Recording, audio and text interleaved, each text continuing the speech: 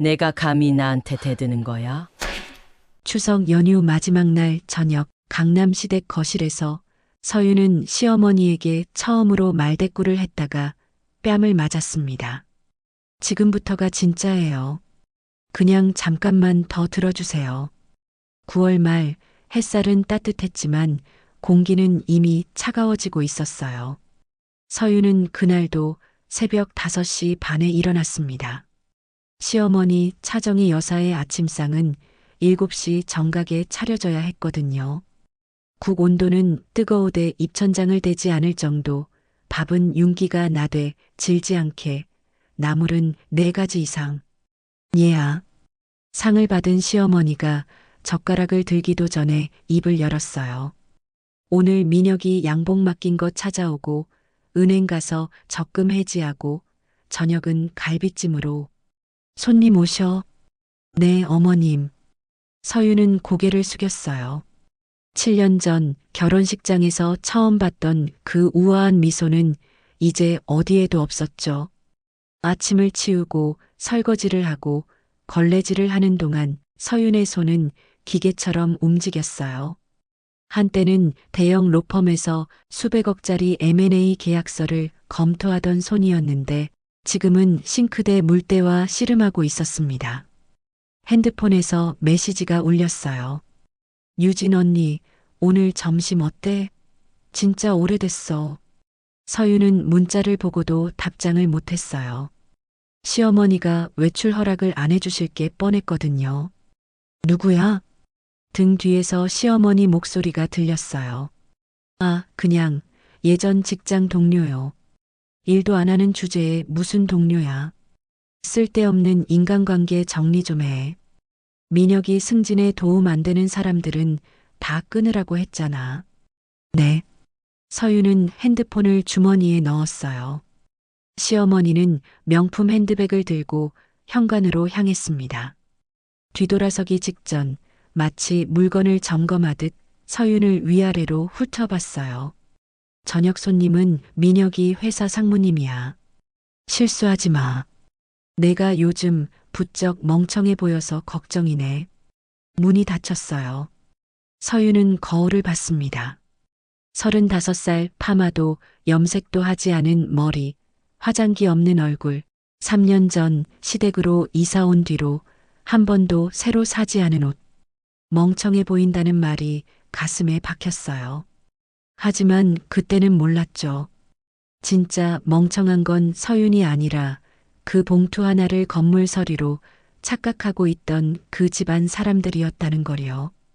오후 3시 서윤은 은행 창구 앞에 앉아 있었어요. 적금 해지 맞으시죠? 본인 명의신데 괜찮으세요? 직원이 조심스럽게 물었습니다. 서윤의 통장에는 7년간 매달 30만 원씩 넣은 돈이 3천만 원 정도 들어 있었어요. 결혼 전부터 모아왔던 서윤에게 남은 유일한 돈이었죠. 네, 해지할게요. 용도가 생활비인데 혹시 어디 어려운 일이라도. 괜찮아요. 서윤은 작게 웃었어요. 직원이 더 이상 묻지 않았습니다. 현금으로 찾은 3천만 원은 시어머니가 요구한 거였어요. 민혁이 회사에서 문제가 생겼대요. 급하게 돈이 필요하다고 며느리 적금이라도 깨야 한다고 했죠. 서윤은 봉투에 든 현금을 가방에 넣고 은행을 나섰습니다. 발걸음이 무거웠어요. 그때 길 건너편 카페 유리창 너머로 익숙한 뒷모습이 보였어요. 민혁이었습니다. 회사에 있어야 할 시간인데 남편은 카페 구석 자리에 앉아 누군가와 마주보고 있었어요. 여자였어요. 긴 생머리, 하얀 블라우스, 서윤보다 한참 어려 보이는. 서윤의 심장이 쿵 내려앉았습니다. 두 사람은 웃고 있었어요. 민혁이 손을 뻗어 여자의 핸드폰을 만지작거렸고 여자는 고개를 갸웃하며 뭔가를 보여주고 있었죠. 그 장면이 너무 자연스러웠어요. 서윤은 멈춰섰습니다. 들어가야 할까요? 아니면 못 본 척 지나쳐야 할까요? 손이 떨렸어요. 하지만 발은 움직이지 않았습니다. 결국 서윤은 돌아섰어요.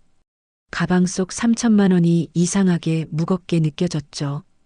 저녁 6시 서윤은 부엌에서 갈비를 재우고 있었어요. 현관문이 열렸습니다. 다녀왔습니다. 민혁의 목소리였어요. 평소처럼 밝고 따뜻했죠. 서윤아. 오늘 고생했지? 은행 다녀왔어? 그는 넥타이를 풀며 부엌으로 들어왔어요. 서윤의 어깨를 툭툭 두드리고 냉장고에서 물을 꺼내 마셨습니다. 응, 다녀왔어. 고마워. 우리 와이프 덕분에 내가 산다. 민혁은 웃었어요. 서윤은 그 웃음을 보면서 입을 열까 말까 고민했습니다. 오늘 카페에 있었어? 하지만 말이 나오지 않았어요. 그리고 있잖아. 민혁이 갑자기 목소리를 낮췄어요. 어머니가 그러시는데 내 친정 쪽에서 뭐 유산 같은 거 없대? 건물이나 땅 같은 거. 서윤의 손이 멈췄습니다. 유산? 응. 부모님 돌아가셨을 때 뭐 남은 거 없었어? 어머니가 요즘 궁금해 하시더라고. 아무것도 없어. 빚 정리하고 나니까 남은 게 없었잖아. 그래. 진짜 아무것도 없어? 민혁의 눈빛이 묘하게 변했어요. 의심하는 건지 확인하는 건지. 응. 없어. 알았어. 민혁은 돌아서며 중얼거렸어요. 어머니가 괜히 기대하셨나 보네. 그 말투가 이상했어요. 실망한 것 같기도 하고 짜증이 난 것 같기도 했죠. 서윤은 다시 갈비를 만지작거렸습니다. 손끝이 시렸어요. 부모님이 돌아가셨을 때 변호사 한 명이 찾아왔었어요.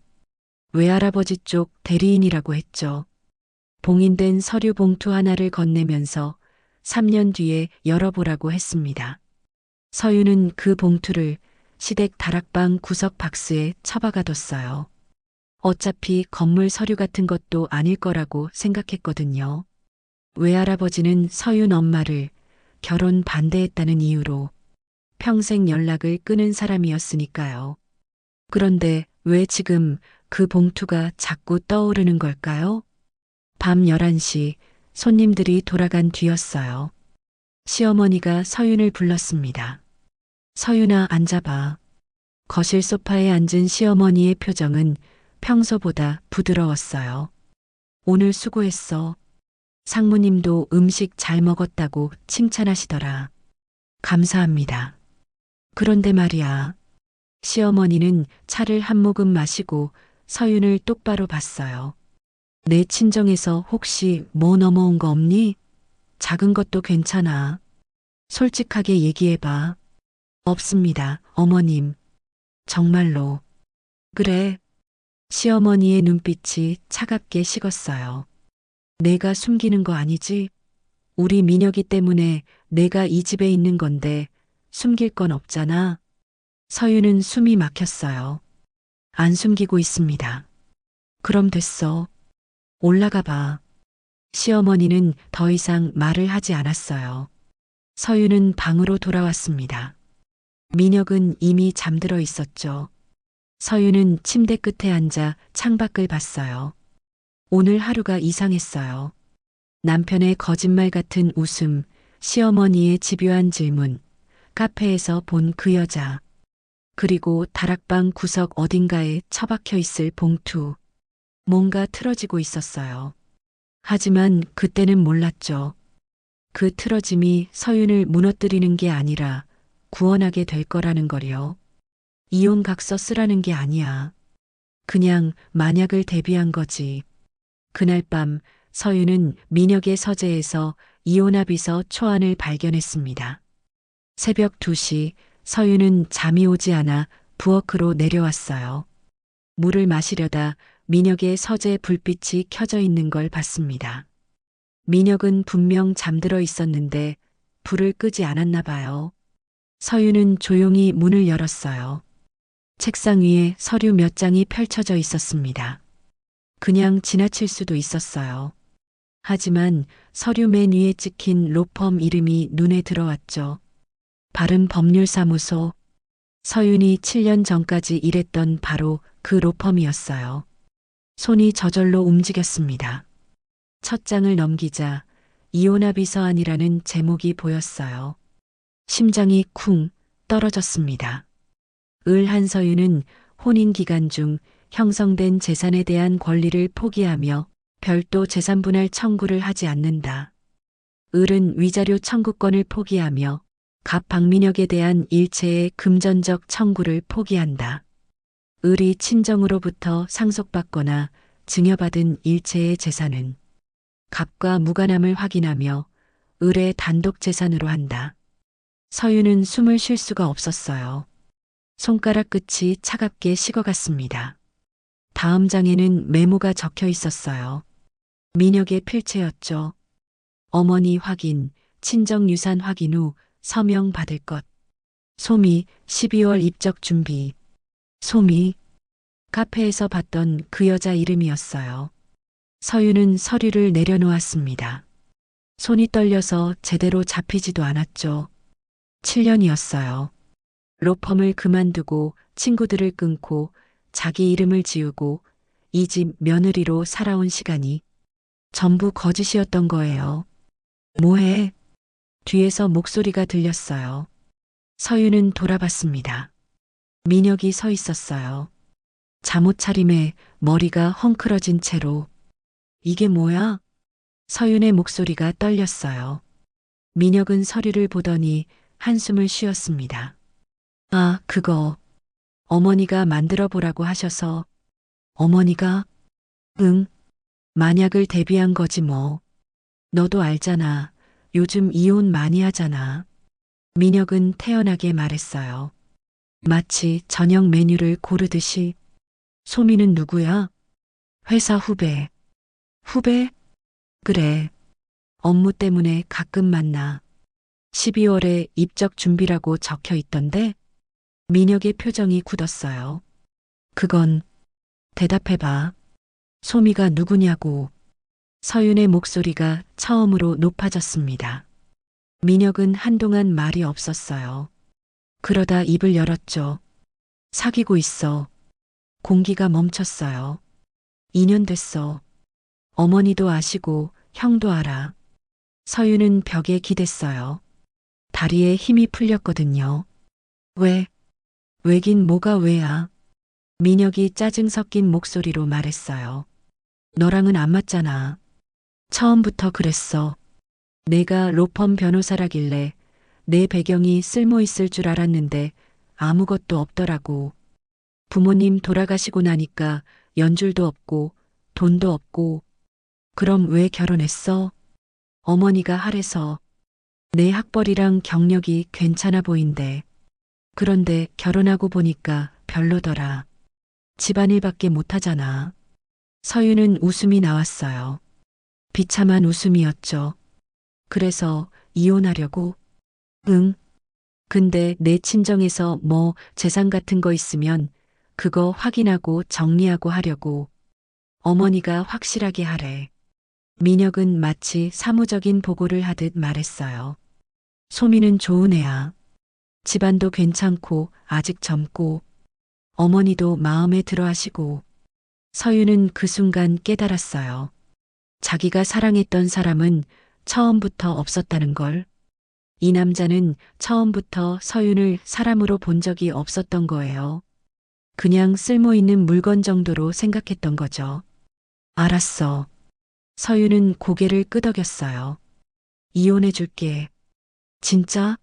생각보다 쉽네. 민혁은 오히려 놀란 표정이었어요. 대신 서윤이 말을 이었습니다. 내 친정 유산은 없어.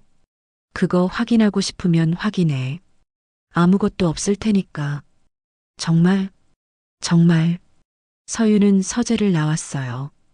복도는 어두웠고 계단을 올라가는 발소리만 메아리 쳤습니다. 방으로 돌아온 서윤은 침대에 앉았어요. 울어야 할 것 같은데 눈물이 나오지 않았어요. 그냥 텅 비어버린 기분이었죠. 창밖으로 동이 트기 시작했어요. 서윤은 문득 생각했습니다. 다락방에 있던 그 봉투, 3년이 언제였더라? 부모님이 돌아가신 게 5년 전 가을이었어요. 그럼 올해 가을이면 3년이었던 거예요. 지금이 9월 말. 거의 3년이 다 됐네요. 서유는 천천히 일어났습니다. 다락방으로 올라가는 계단 앞에서 잠시 멈칫했어요. 그리고 조용히 문을 열었죠. 먼지 냄새가 났어요. 박스들이 쌓여 있었고 구석에 서윤의 짐이 몇 개 있었습니다. 서윤은 제일 안쪽 박스를 열었어요. 봉인된 크라프트 봉투가 있었어요. 한서윤 귀하 2022년 10월 15일 이후 개봉. 오늘이 9월 28일. 2주 정도 남았네요. 서윤은 봉투를 들고 내려왔습니다. 뭐가 들었는지 모르겠어요. 건물 서류일 리도 없고 그렇다고 돈이 들어있을 것 같지도 않았죠. 하지만 이상하게 이 봉투가 유일한 희망처럼 느껴졌어요. 서윤은 봉투를 서랍 깊숙이 넣었습니다. 그리고 창밖을 봤어요. 해가 떠오르고 있었습니다. 새로운 하루가 시작되는데 서윤의 세상은 방금 끝나버렸어요. 하지만 그때는 몰랐죠. 진짜 시작은 2주 후 그 봉투를 열었을 때부터라는 걸요. 일주일이 지났어요. 서윤은 그 일주일 동안 유령처럼 살았습니다. 밥을 하고 청소를 하고 빨래를 했어요. 민혁과 시어머니는 평소처럼 서윤을 대했죠. 아니, 평소보다 더 차갑게. 서윤아, 오늘 점심은 뭐야? 시어머니가 거실에서 소리쳤어요. 된장찌개 끓이고 있습니다. 된장찌개? 어제도 된장찌개였잖아. 죄송합니다. 요리 실력이 왜 이 모양이야? 민혁이가 맨날 밖에서 사 먹는 이유가 다 있네. 서윤은 대답하지 않았어요. 그때 초인종이 울렸습니다. 내가 나갈게요. 서윤이 앞치마를 벗으려는데 시어머니가 손을 내저었어요. 됐어. 내가 나갈게. 넌 부엌이나 정리해. 시어머니는 현관으로 나갔고 곧 남자 목소리가 들렸어요. 안녕하십니까? 바른법률사무소 강태주 변호사입니다. 서윤의 손이 멈췄어요. 강태주. 7년 전 서윤이 로펌에 있을 때 파트너 변호사였던 사람이에요. 서윤보다 한참 선배였고 M&A 전문가로 유명했죠. 왜 여기에? 아, 변호사님. 어서 오세요. 시어머니의 목소리가 이상하게 공손했어요. 저희 며느리 친정 쪽 유상건으로 연락드렸었는데요. 네, 확인차 왔습니다. 서윤은 부엌 문을 살짝 열고 밖을 봤어요. 강태주 변호사가 서류 가방을 들고 거실로 들어오고 있었어요. 그는 잠시 부엌 쪽을 봤습니다. 눈이 마주쳤어요. 강 변호사는 아무 표정도 짓지 않았어요. 마치 서윤을 모르는 사람처럼. 일단 앉으시죠. 시어머니가 차를 내왔어요. 직접 차를 내오는 모습은 처음 봤습니다. 그래서 확인이 되셨나요? 저희 며느리 친정 쪽에서 넘어온 재산이요. 네, 일단 부동산 쪽은 없습니다. 그럼 예금이나 주식 같은 건요? 그것도 확인된 바 없고요. 시어머니의 얼굴이 일그러졌어요. 그럼 도대체 뭐가 있는 거예요? 이한석 회장이 그렇게 큰 재산을 가지고 있었는데 손녀한테 아무것도 안 남겼을 리가 없잖아요. 이한석. 서윤은 그 이름을 듣고 숨이 멎었어요. 외할아버지였어요. 일단 제가 확인할 수 있는 범위 내에서는 부동산, 예금, 주식 등 일반적인 재산은 없습니다. 그럼 뭐가 있다는 거예요? 강 변호사는 잠시 침묵했어요. 신탁 관련 서류가 하나 있는 것 같긴 한데 그건 본인만 열어볼 수 있습니다. 본인이요? 네. 봉인 지시가 되어 있어서요. 개봉일이 정해져 있고 그 전에는 누구도 열어볼 수 없습니다. 언제까지요? 다음 주 월요일입니다. 10월 15일. 시어머니는 혀를 찼어요. 그럼 그때까지 기다려야 하는 거네요. 네. 그리고 사모님, 강 변호사가 조용히 말했어요. 만약 그 서류가 신탁이라면 내용을 함부로 기대하지 않으시는 게 좋습니다. 무슨 뜻이에요? 신탁은 재산을 직접 상속하는 게 아니라 관리 권한만 주는 경우가 많거든요. 실제 소유권은 다른 곳에 있고요. 그게 무슨 소리예요? 쉽게 말하면 서윤 씨가 받는 건 돈이 아니라 서류상 권리일 수도 있다는 겁니다. 시어머니의 얼굴이 싸늘해졌어요. 그럼 쓸모없는 거잖아요. 글쎄요. 내용을 봐야 알 수 있죠. 강 변호사는 자리에서 일어났어요. 일단 다음 주에 서윤 씨가 직접 봉투를 열어보시면 그때 연락드리겠습니다. 알겠어요. 시어머니는 현관까지 배웅했어요. 강 변호사가 나가면서 부엌 쪽을 한 번 더 봤습니다. 그 눈빛이 이상했어요. 마치 조금만 참아라라고 말하는 것 같았죠. 문이 닫히자마자 시어머니가 부엌으로 들어왔어요. 들었지? 네. 다음 주 월요일에 그 봉투 가져와. 내가 확인할 거야. 어머님, 그건 제가. 닥쳐. 시어머니의 목소리가 차갑게 떨어졌어요. 내가 뭘 갖든 이 집에서 받은 거 생각하면 나눠야지. 7년 동안 먹여주고 재워준 게 공짜인 줄 알아? 서유는 입술을 깨물었어요. 그리고 있잖아. 시어머니가 한 걸음 다가왔어요. 민혁이가 이혼하고 싶어 한대. 나도 찬성이야. 솔직히 너 같은 며느리는 처음부터 아니었어. 다음 주에 그 서류 확인하고 깨끗하게 정리하자. 알았지? 서유는 고개를 숙였어요. 시어머니는 돌아서며 중얼거렸습니다. 쓸모없는 것. 그날 밤 서유는 서랍에서 봉투를 꺼냈어요. 한서윤 귀하 2022년 10월 15일 이후 개봉. 이제 일주일 남았네요. 서유는 봉투를 쓰다듬었어요. 뭐가 들었을까요? 건물일까요? 돈일까요? 아니면 정말로 아무것도 아닐까요? 서유는 봉투를 가슴에 안았습니다. 이상하게 따뜻했어요. 마치 누군가 멀리서 서윤을 지켜보고 있는 것 같았죠. 외할아버지. 서윤은 한 번도 만난 적 없는 그 사람을 떠올렸어요. 엄마를 버렸던 사람. 엄마가 죽을 때까지 연락 한 번 하지 않았던 사람. 그런 사람이 왜 서윤한테 뭔가를 남긴 걸까요?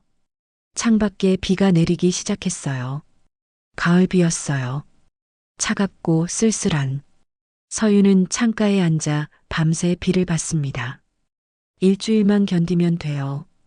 그러면 뭔가 달라질까요? 서윤은 알 수 없었어요. 하지만 한 가지는 확실했습니다. 이 집에서의 시간은 이제 끝나가고 있다는 것. 그리고 그 끝이 시작일 수도 있다는 것. 10월 14일 일요일 봉투 개봉 하루 전날이었어요. 서윤은 새벽부터 짐을 쌌습니다.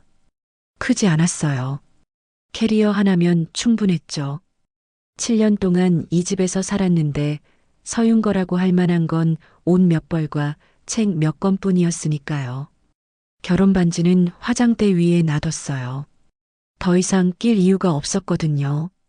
창밖으로 해가 떠올랐어요. 서윤은 봉투를 가방에 넣었습니다. 내일 아침 집을 나가면서 어디든 조용한 곳에서 열어볼 생각이었어요. 서윤아. 방문이 열리더니 민혁이 들어왔어요. 짐 싸? 응. 어디 갈 건데? 모텔이든 어디든. 민혁은 캐리어를 보다가 서윤을 봤어요. 있잖아. 그 봉투. 어머니가 내일 아침 일찍 열어보래. 우리 다 같이 있는 데서. 서윤은 고개를 들었어요. 싫어. 뭐? 내 거야. 내가 혼자 열어볼 거야. 민혁의 얼굴이 굳었어요. 야, 지금 나한테 대드는 거야? 대드는 게 아니라 당연한 말하는 거지. 서윤의 목소리는 떨리지 않았어요. 7년 만에 처음이었죠. 이렇게 또박또박 말하는 게. 이 집에서 7년 동안 먹고 잤으면서 무슨 당연한 소리야. 그 봉투 안에 뭐가 들었든 어머니가 확인하셔야 돼. 법적으로는 내 거야. 법? 야, 너 지금 변호사 놀이하냐? 민혁이 비웃었어요. 내가 뭘 안다고. 로펌 잘려서 집에서 빈둥거리던 주제에. 난 안 잘렸어. 내가 그만두래서 그만둔 거야. 뭐? 결혼하면 일 그만두래서. 어머니가 며느리는 집에 있어야 한대서. 그래서 그만뒀잖아. 서유는 캐리어 손잡이를 잡았어요. 이제 끝났어, 민혁아. 나 내일 나갈 거야. 봉투는? 내가 알아서 해. 아, 민혁이 서윤의 팔을 잡았어요. 가방 나. 지금 당장. 나. 가방 열어봐. 봉투 들어있지? 민혁은 서윤의 가방을 낚아챘어요. 서윤이 막으려 했지만 민혁이 더 빨랐죠. 지퍼를 열고 봉투를 꺼냈습니다. 이거잖아. 이게 그거지? 돌려줘. 서윤이 봉투를 잡으려 했어요. 민혁은 봉투를 높이 들었습니다. 어머니. 민혁이 소리쳤어요. 계단 아래에서 발소리가 들렸어요. 시어머니가 올라오고 있었죠. 뭐야? 왜 난리야? 어머니, 이거요. 서윤이가 혼자 가지고 나가려고 해요. 시어머니는 봉투를 보더니 서윤을 쏘아봤어요. 정말? 제 거예요, 어머님. 내 거? 이 집에서 7년 동안 얹혀 살았으면서 시어머니가 봉투를 낚아챘어요. 지금 당장 열어볼 거야. 안 돼요. 개봉일이 내일이에요. 시끄러워. 시어머니는 봉투를 뜯으려 했어요. 서유는 봉투를 빼앗으려 했고 둘이 실랑이를 벌였습니다. 나요. 내가 나. 찢어지는 소리가 났어요. 봉투 모서리가 찢어졌고 안에서 서류 한 장이 삐져나왔어요. 시어머니가 그 서류를 잡아당겼습니다. 뭐야 이게? 서류에는 큼지막한 글씨로 이렇게 적혀 있었어요. 의결권 신탁 계약서. 거실은 조용해졌어요. 시어머니는 서류를 뚫어지게 받고 민혁도 옆에서 들여다봤습니다. 서유는 바닥에 주저앉아 있었어요. 의결권 신탁? 시어머니가 중얼거렸어요. 이게 뭐야? 건물 서류도 아니고. 민혁이 서류를 넘겼어요. 수탁자 한서윤, 위탁자 이한석, 신탁재산, 태상그룹 보통주 51%에 대한 의결권, 신탁기간 개봉일로부터 무제한. 시어머니의 얼굴이 하얗게 질렸어요. 이게 무슨... 어머니, 이게 뭐예요? 민혁도 이해를 못하는 표정이었어요. 서윤도 몰랐어요. 의결권? 태상그룹? 51%? 이한석이 그룹 대주주였어. 시어머니가 중얼거렸어요. 전처인 나한테는 푼돈만 주고 손녀한테 의결권을 넘긴 거야? 시어머니의 손이 떨렸어요. 이게 진짜면 경영권이 넘어간다는 소리잖아. 어머니, 그게 무슨 소리예요? 태상그룹 경영권 말이야. 이 바보야. 시어머니가 소리쳤어요. 지금 이 서류가 진짜면 서윤이가 그룹 전체를 좌지우지할 수 있다는 거야. 네. 민혁은 서윤을 봤어요. 서윤도 믿기지 않는 표정으로 서류를 봤습니다. 거짓말이겠지. 시어머니가 다시 서류를 들여다봤어요. 아니야. 이한석 도장이 찍혀 있어. 법무법인 도장도 있고. 그럼 우리가 헛짓을 한 거야. 시어머니는 바닥에 주저앉았어요. 건물 몇 채 빼앗으려고 며느리를 쫓아냈는데 알고 보니 그룹 전체 주인이었던 거야. 민혁도 멍하니 서류를 봤어요. 서유는 천천히 서류를 집어들었습니다. 손이 떨렸어요. 의결권 51%. 그게 뭘 의미하는지 서유는 알았어요. M&A 전문 변호사였으니까. 과반 의결권은 이사 선임권, 경영권, 모든 걸 의미했어요. 서윤이 동의하지 않으면 태산그룹은 아무 결정도 할 수 없다는 뜻이었죠. 서윤아. 민혁이 떨리는 목소리로 불렀어요. 우리 다시 생각해보자. 이혼 말이야. 서윤은 민혁을 봤어요. 뭐? 아까는 내가 화가 나서 그랬어. 미안해. 우리 다시 시작하자. 민혁은 서윤의 손을 잡으려 했어요. 서윤은 손을 뿌리쳤습니다. 지금 뭐 하는 거야? 서윤아, 제발. 7년이잖아. 우리 7년을 함께 산 사이잖아. 그 7년 동안 넌 다른 여자 만났잖아. 그건 실수였어. 다시는 안 그럴게. 서윤은 웃음이 나왔어요.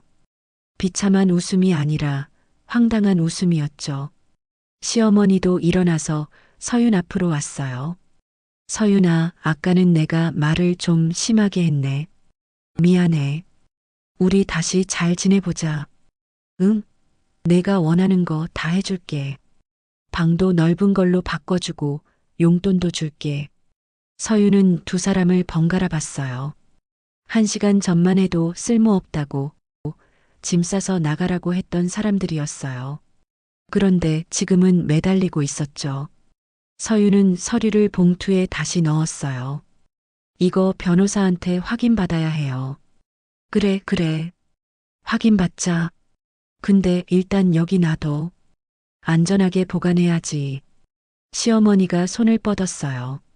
서윤은 봉투를 가슴에 안았습니다. 아니요. 뭐? 제가 가지고 있을게요. 제 거니까요. 서윤아, 지금. 그리고 어머님. 서윤은 똑바로 시어머니를 봤어요. 저 내일 나갈 거예요. 이 서류가 진짜든 가짜든 저는 이 집 며느리 그만둘 거예요. 서윤아. 민혁이 소리쳤어요. 서윤은 돌아보지 않았어요. 방으로 들어가서 문을 잠갔습니다. 밖에서 두드리는 소리가 들렸지만 서윤은 대답하지 않았어요. 봉투를 가슴에 안고 창밖을 봤습니다. 달이 떠 있었어요. 차갑고 밝은 달. 서윤은 봉투를 열어봤어요. 찢어진 부분으로 서류가 몇 장 더 보였습니다. 본 계약에 따라 수탁자 한서윤은 태상그룹의 모든 주요 의사결정에 대한 의결권을 행사할 권리를 가진다. 수탁자는 본 계약을 타인에게 양도하거나 포기할 수 없다. 본 계약은 수탁자의 사망 시까지 유효하다. 서윤은 서류를 다시 넣었어요.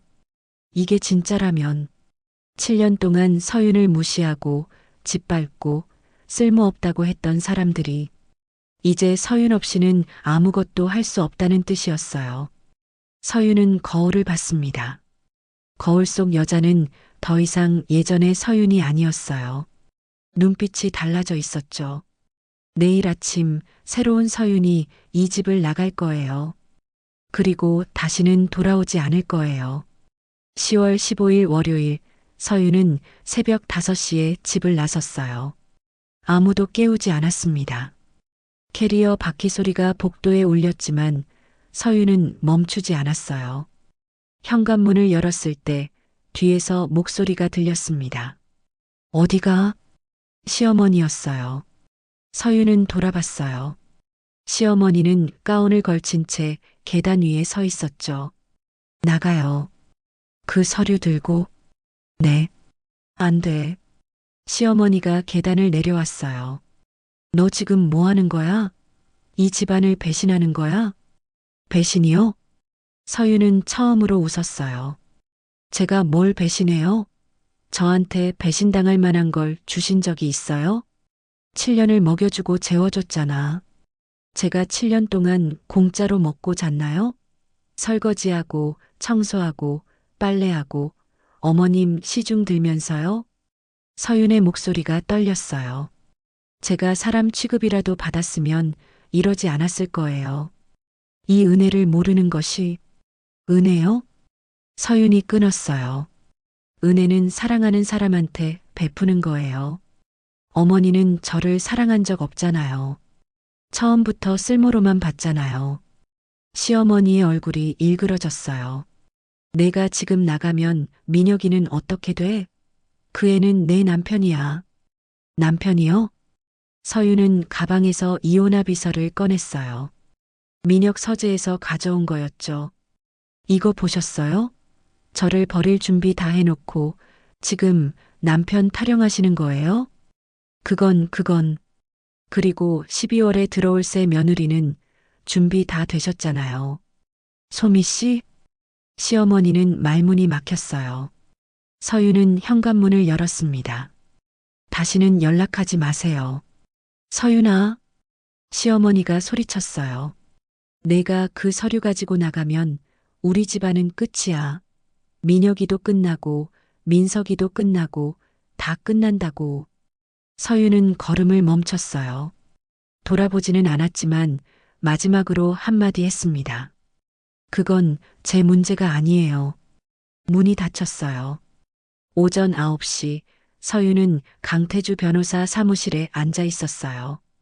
7년 만이네요, 서윤 씨. 강 변호사는 차를 따라주며 말했어요. 많이 힘드셨죠? 서윤은 대답하지 않았어요. 대답하면 울 것 같았거든요. 일단 서류부터 확인할까요? 서윤은 봉투를 건넸어요. 강 변호사는 서류를 꼼꼼히 읽었습니다. 한참을 보더니 고개를 끄덕였어요. 진품입니다. 이한석 회장님 도장이 맞고 공증도 완료됐어요. 정말이요? 네. 축하드립니다. 서윤 씨는 이제 태산그룹 최대 의결권자예요. 서윤은 숨이 멎었어요. 그럼 정말 제가, 네. 그룹 이사회 의결, 임원 선임, 주요 투자 결정, 모든 게 서윤 씨 동의 없이는 불가능합니다. 강 변호사는 서류를 내려놨어요. 이한석 회장님은 평생 그룹을 키우셨지만 가족들을 믿지 못하셨어요. 특히 전처인 차정희 씨와 그 아들들을요. 회장님은 돌아가시기 전에 저를 부르셨어요. 손녀 한서윤을 3년간 지켜보라고 하셨죠. 저를요? 네. 서윤 씨가 로펌에서 일할 때부터 결혼하고 시댁에서 사는 모습까지 제가 다 지켜봤습니다. 서윤은 소름이 돋았어요. 왜요? 회장님은 서윤 씨가 어떤 사람인지 확인하고 싶으셨어요. 돈에 눈이 먼 사람인지 아니면 진짜 그룹을 맡길 만한 사람인지. 강 변호사는 잠시 말을 멈췄어요. 3년 동안 서윤 씨는 그 봉투가 뭔지도 모르고 사셨죠. 유산을 기대하지도 않았고 심지어 시댁에서 쫓겨날 때도 그 봉투를 혼자 열어보려 하셨어요. 회장님 말씀이 맞았어요. 서윤 씨는 탐욕스럽지 않은 사람이에요. 그래서 이 권리를 맡기신 겁니다. 서윤은 창밖을 봤어요. 빌딩 숲이 보였습니다. 저 안 어딘가에 태산그룹 본사도 있겠죠. 저는 어떻게 해야 하나요? 선택은 서윤 씨 몫이에요. 강 변호사가 말했어요. 그룹 경영에 직접 참여할 수도 있고 의결권만 행사하며 거리를 둘 수도 있어요.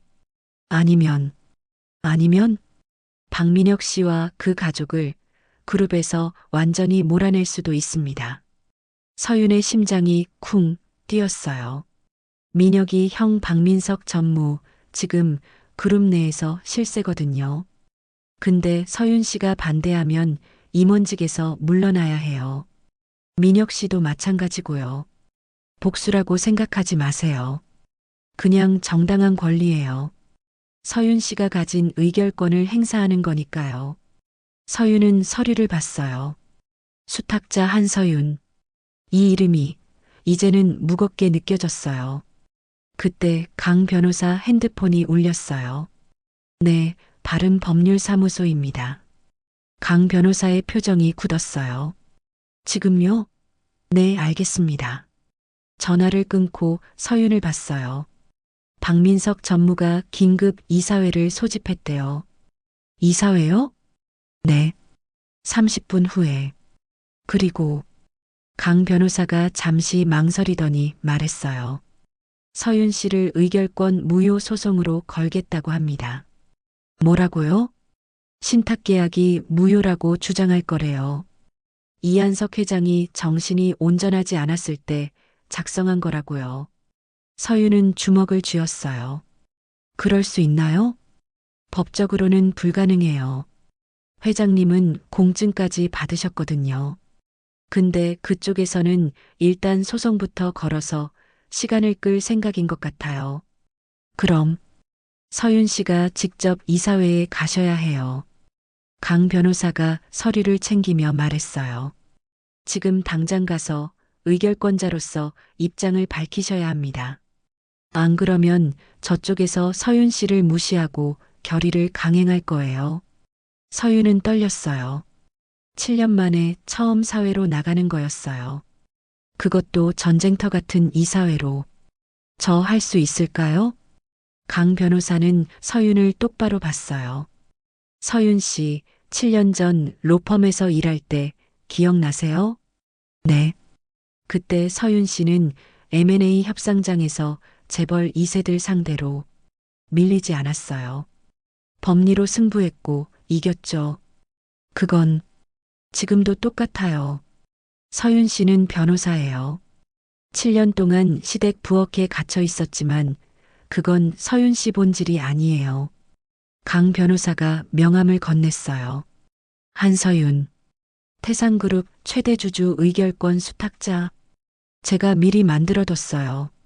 오늘 쓰실 줄 알았거든요. 서윤은 명함을 받았어요. 손이 떨렸지만 명함은 단단했어요. 갑시다. 이사회로. 강 변호사가 일어섰어요. 서윤도 천천히 일어났습니다. 거울을 봤어요. 7년 만에 서윤은 다시 전사가 되어야 했어요. 이번엔 남편을 위해서가 아니라 자기 자신을 위해서. 태상그룹 본사 32층 이사회실.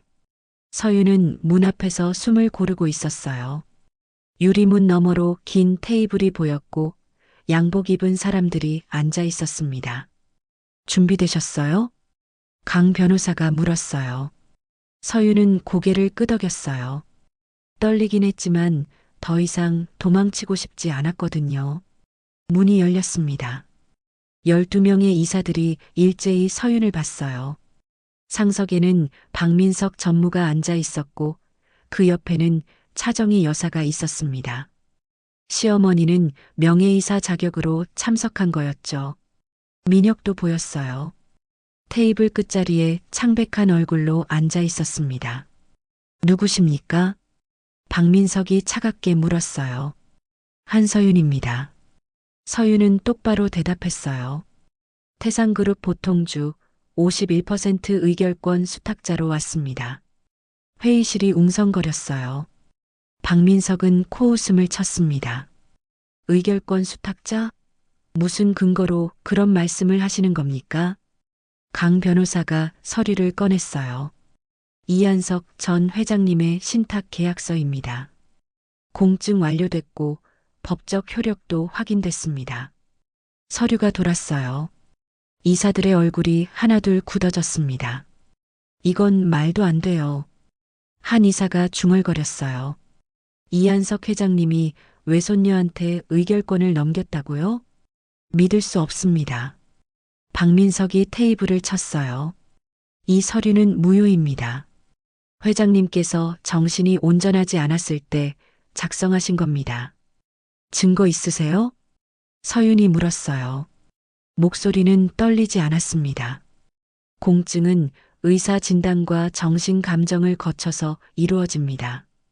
회장님은 돌아가시기 2년 전에 이 계약을 작성하셨고 그때 건강진단서도 함께 제출하셨어요. 그건 전무님도 변호사시니 아시잖아요. 공증된 계약을 무효화하려면 명백한 사기나 강박의 증거가 필요합니다. 있으세요? 박민석은 말문이 막혔어요. 서윤은 한 걸음 앞으로 나갔습니다. 그리고 전무님께서는 30분 전에 긴급 이사회를 소집하셨죠. 최대 의결권자인 저한테 통보도 없이요.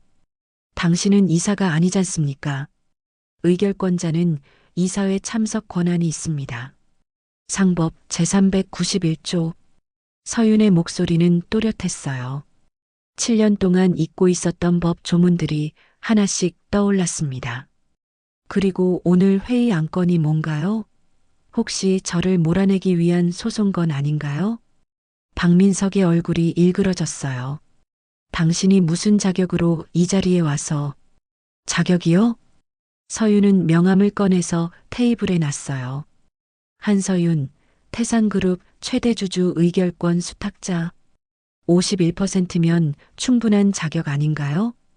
회의실이 조용해졌어요. 차정희 여사가 떨리는 목소리로 말했습니다. 서윤 씨, 우리 얘기 좀 합시다. 이사들 앞에서 이러지 말고. 어머님. 서윤은 시어머니를 똑바로 봤어요. 어제 새벽에 뭐라고 하셨죠? 7년 동안 먹여줬다고, 쓸모없다고 하셨죠. 그건 내가 화가 나서. 그리고 민혁 씨. 서윤은 민혁을 봤어요. 민혁은 고개를 숙였습니다. 2년 동안 다른 여자 만나면서 저한테는 거짓말했죠. 12월에 새 부인 들릴 준비도 다 하셨고요. 서윤아, 그건. 그런데 제가 의결권 가지고 있다는 걸 알고 나니까 갑자기 다시 생각해 보자고 하셨죠. 서윤은 웃었어요. 슬픈 웃음이 아니라 담담한 웃음이었어요. 전 이제 알았어요. 이 집안 사람들이 저를 어떻게 봤는지. 박민석이 자리에서 일어났어요. 그만합시다. 지금 가족 문제를 이사회에서 논할 때가 아니지 않습니까? 맞아요. 가족 문제가 아니라 경영 문제니까요. 서윤은 강 변호사를 봤어요. 강 변호사가 서류를 꺼냈습니다. 지난 3년간 태산그룹 계열사 회계 감사 보고서입니다. 서류가 돌았어요. 박민혁 부장은 지난 2년간 회사 법인카드로 개인 유흥비 8천만 원을 사용했습니다. 그리고 박민석 전무는. 강 변호사가 멈췄어요. 계열사 납품업체에서 리베이트를 받은 정황이 있습니다. 약 3억. 회의실이 술렁거렸어요. 박민석의 얼굴이 새하얗게 질렸습니다. 이건 누가 조사한 겁니까? 이한석 회장님 지시로 3년 전부터 진행됐습니다. 강 변호사가 말했어요. 회장님은 전처 가족들이 그룹을 어떻게 운영하는지 지켜보셨어요. 그래서 손녀에게 의결권을 넘기신 겁니다. 서윤은 그제야 깨달았어요. 외할아버지가 왜 3년이라는 시간을 정했는지. 서윤이 어떤 사람인지 확인하는 동시에 저 사람들이 어떤 사람들인지 증거를 모으기 위해서였던 거예요. 저는 오늘부터 의결권을 행사하겠습니다. 서윤이 말했어요. 첫 번째 안건, 박민석 전무임원직 해임. 찬성하시는 분? 이사들은 서로를 봤어요. 아무도 손을 들지 않았습니다. 제 의결권 51%로 가결합니다. 잠깐. 박민석이 소리쳤어요. 당신이 무슨 권리로? 법적 권리요. 상법과 정관에 명시된 의결권자의 권리입니다. 서윤은 한 발짝도 물러서지 않았어요. 두 번째 안건. 박민혁 부장 징계 및 부당 사용 법인카드 전액 변제. 찬성하시는 분? 또 침묵. 가결합니다. 민혁이 벌떡 일어났어요. 서윤아, 제발. 앉으세요, 박민혁 씨. 서윤의 목소리는 차갑게 식어 있었어요. 이제 우리는 남남입니다. 그리고 여기는 이사회예요. 가족관계를 논할 자리가 아니에요. 민혁은 주저앉았습니다. 차정희 여사도 의자를 붙잡고 있었어요. 얼굴이 흙빛이었죠. 마지막 안건입니다. 서윤이 말했어요. 차정희 명예이사직 사퇴 권고. 찬성하시는 분? 서윤 씨. 시어머니가 소리쳤어요. 내가 이러면 안 돼. 우리가 7년 동안 뭘 하셨죠, 어머님? 서윤은 처음으로 목소리를 높였어요. 저를 사람 취급했나요? 아니면 부려먹을 하녀로 봤나요? 제가 로펌 그만둘 때 응원해 주셨나요? 아니면 너는 집에 있어야 한다고 하셨나요? 시어머니는 대답하지 못했어요. 서윤은 천천히 숨을 쉬었습니다. 저는 이제 자유롭게 살 거예요. 어머님의 며느리로서가 아니라 한서윤으로서요. 가결합니다. 강 변호사가 말했어요. 회의실 문이 열렸어요. 경비원 2명이 들어왔습니다. 박민석 전무님, 박민혁 부장님, 차정희 이사님. 지금부터 사옥 출입이 제한됩니다. 짐은 택배로 보내드리겠습니다. 박민석은 멍하니 서 있었어요. 민혁은 고개를 숙인 채 울고 있었고 차정희는 의자를 붙잡고 서윤을 노려봤습니다. 너 말이 나오지 않는 것 같았어요. 서윤은 그들을 보며 마지막으로 말했습니다. 전 복수하려는 게 아니에요. 그냥 제 권리를 행사하는 거예요. 세 사람이 끌려나갔어요. 회의실은 조용해졌습니다. 이사들은 서윤을 경외하는 눈빛으로 봤어요. 서윤은 테이블에 손을 짚었어요. 다리가 후들거렸거든요. 하지만 무너지지 않았습니다. 오늘 회의는 여기까지입니다. 다음 이사회 일정은 추후 공지하겠습니다. 서윤은 회의실을 나왔어요. 복도에 나오자 온몸에 힘이 빠졌습니다. 강 변호사가 서윤을 부축했어요. 고생하셨습니다. 저 잘한 건가요? 서윤의 목소리가 떨렸어요. 너무 잔인했나요? 아니요. 강 변호사가 말했어요. 서윤 씨는 정당한 권리를 행사하신 겁니다. 그것도 아주 품위 있게요. 서윤은 창밖을 봤어요. 서울 하늘이 맑았습니다. 7년 만에 서윤은 자유로워졌어요. 무너뜨린 게 아니라 일어선 거였죠. 한 달이 지났어요. 11월에 서울은 차가웠지만 서윤은 처음으로 따뜻한 가을을 보내고 있었습니다.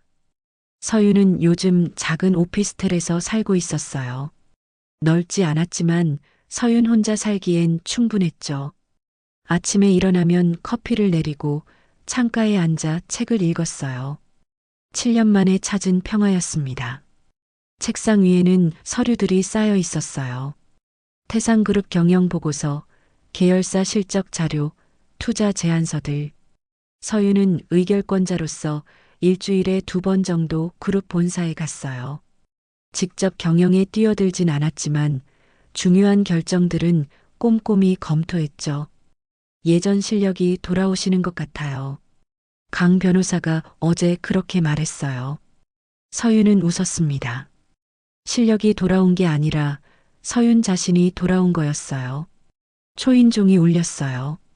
서윤은 인터폰을 받습니다. 정유진이었어요. 7년 만에 다시 만난 친구였죠. 언니. 문을 열자 유진이 와인 한 병을 들고 서 있었어요. 축하한다고 가져왔어. 내가 이사회에서 그 양반들 박살냈다며? 박살까지는. 아니야, 박살 맞아. 유진은 신발을 벗으며 웃었어요. 로펌의 소문 자자해. 한서윤 변호사가 돌아왔다고. 난 복귀 안 할 건데. 알아. 근데 업계에서는 벌써 내 이름 다시 거론하더라. 태상그룹 뒤에 한서윤이 있다고. 두 사람은 소파에 앉았어요. 와인 잔을 부딪히며 유진이 물었습니다. 근데 진짜 괜찮아? 그 사람들이랑 완전히 끝낸 거. 서윤은 잠시 생각했어요. 응, 괜찮아. 후회는 안 해? 가끔은 해. 서윤은 솔직하게 말했어요. 7년이 아깝긴 하지. 근데 그 시간이 있었으니까 지금의 내가 있는 것 같기도 하고. 철학자 됐네. 유진이 웃었어요. 그래도 통쾌하지 않아? 너 무시하던 사람들이 다 무너진 거. 서윤은 고개를 저었어요. 통쾌하진 않아. 그냥 끝났구나 싶어. 창밖으로 낙엽이 떨어지고 있었어요. 서윤은 그 낙엽들을 보며 중얼거렸습니다. 난 복수하려던 게 아니었어. 그냥 나를 지키고 싶었던 거야. 다음 날 오후 서윤은 택배를 받았어요. 발신인은 박민혁이었습니다. 서윤은 한참을 고민하다가 박스를 열었어요. 안에는 서윤이 시댁에 두고 온 물건들이 들어 있었어요. 책 몇 권, 앨범, 결혼식 때 받은 작은 선물들, 그리고 편지가 한 장 있었습니다. 서윤에게 어떻게 시작해야 할지 모르겠다. 미안하다는 말도 이제 와서는 의미 없는 것 같고, 나는 내가 떠난 후에야 깨달았어. 내가 얼마나 비겁한 인간이었는지. 너를 사랑한 적 없었다. 처음부터 내 학벌과 배경만 봤고 너라는 사람은 보지 않았어. 소미랑도 끝났어. 어머니가 반대하셔서. 아니, 솔직히 말하면 소미가 날 차버렸어. 내가 회사에서 잘렸다는 걸 알고 나서. 결국 나한테 남은 건 아무것도 없더라. 형도 실직했고 어머니는 요즘 집에만 계셔. 다들 너를 원망해. 내가 우릴 이렇게 만들었다고. 근데 나는 알아. 우리가 스스로 무너진 거라는 걸. 너는 그냥 내 권리를 행사했을 뿐이잖아. 이 편지를 쓰는 이유는 용서받으려는 게 아니야. 그럴 자격도 없다는 거 알아. 그냥 너한테 이 말은 하고 싶었어. 서윤아, 내가 행복했으면 좋겠다. 진심이야. 민혁이. 서윤은 편지를 내려놨어요. 눈물이 날 것 같았지만 나오지 않았어요. 슬퍼서가 아니라 그냥 담담했거든요. 민혁의 사과를 받아들일까요? 서윤은 창밖을 봤습니다. 용서. 그 단어가 무겁게 느껴졌어요. 며칠 후 서윤은 강 변호사 사무실에 갔어요. 부탁드릴 게 있어요. 말씀하세요. 박민혁 씨 징계권, 변제 조건 완화해 주세요. 강 변호사는 놀란 표정이었어요. 정말이요? 네. 8천만 원 전액 말고 분할 납부로 바꿔주세요. 5년 정도 기간으로. 왜요? 그 사람이 완전히 무너지는 건 보고 싶지 않아서요. 서윤은 조용히 말했어요. 미워하지 않아요. 그냥 이제 상관없어요. 그 사람 인생은 그 사람이 알아서 살아가겠죠. 용서하시는 건가요? 용서랑은 좀 달라요. 서윤은 잠시 생각했어요. 그냥 내려놓는 거예요. 그 사람들 때문에 제 마음 쓰고 싶지 않아요. 강 변호사는 고개를 끄덕였어요. 알겠습니다. 그렇게 하죠. 그리고 차정희 여사 명예이사직 건도요. 네. 사퇴 권고만 하고 명예는 남겨주세요. 퇴직금도 정상 지급하고요. 서윤 씨, 강 변호사가 조용히 말했어요. 너무 착하신 거 아닌가요? 착해서가 아니에요. 서윤은 웃었어요.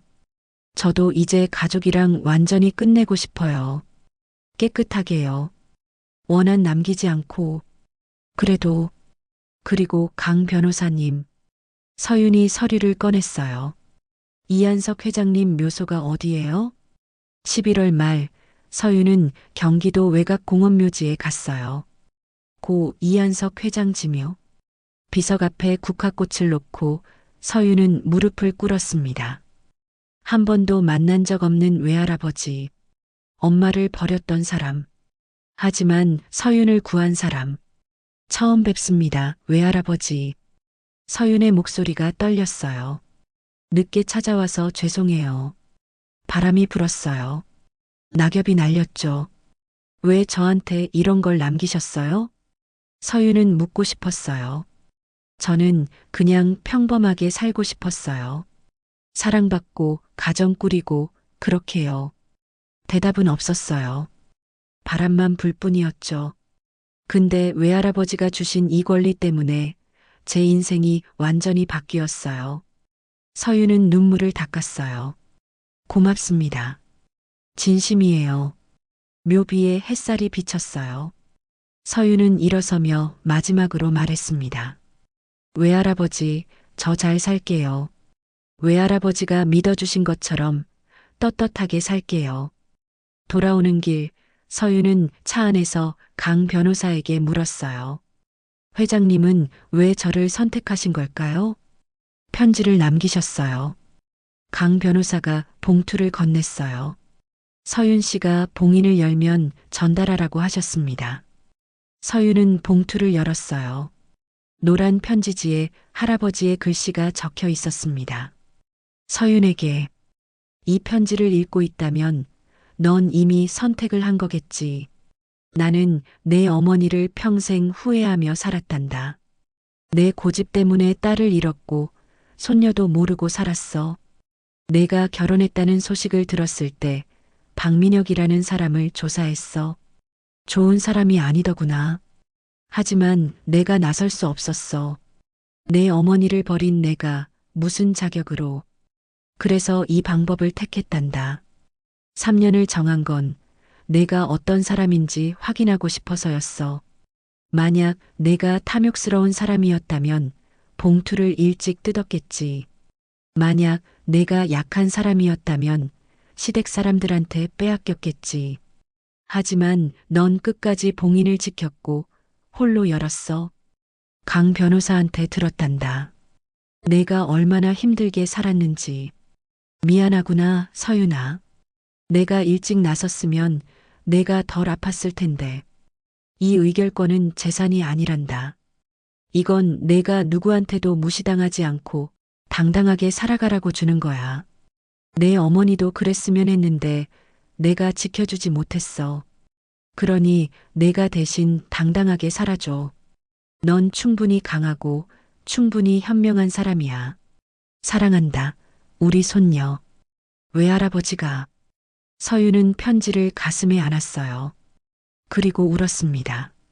처음으로 진심으로. 슬퍼서가 아니에요. 고마워서였죠. 누군가 서윤을 믿어줬다는 게, 누군가 서윤을 사랑했다는 게. 차가 한강을 지나갔어요. 강물이 반짝였고 서울 하늘은 맑았습니다. 서윤은 창밖을 보며 생각했어요. 용서는 해요. 민혁도 시어머니도 그 7년의 시간도. 하지만 다시는 돌아가지 않아요.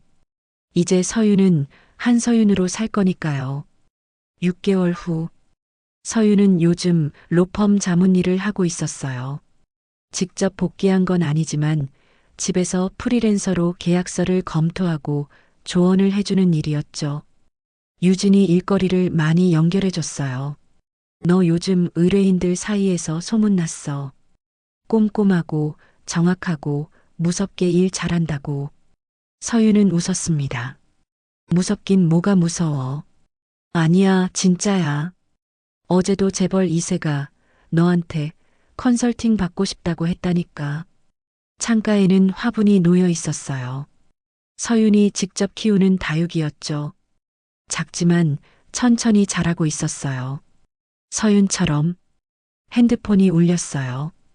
강태주 변호사, 다음 주 이사회 참석 가능하세요? 서윤, 네, 가능합니다.